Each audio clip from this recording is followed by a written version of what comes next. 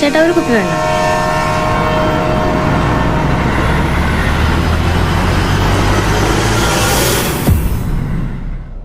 എന്താടി എന്താ പറ്റിയേ? ഒന്നുമില്ലടി. ട്രെയിൻ വരാൻ ഇനി സമയമുണ്ട്. നമുക്കിപ്പോൾ ഒരു ചായ കുടിച്ചിട്ട് വരാം.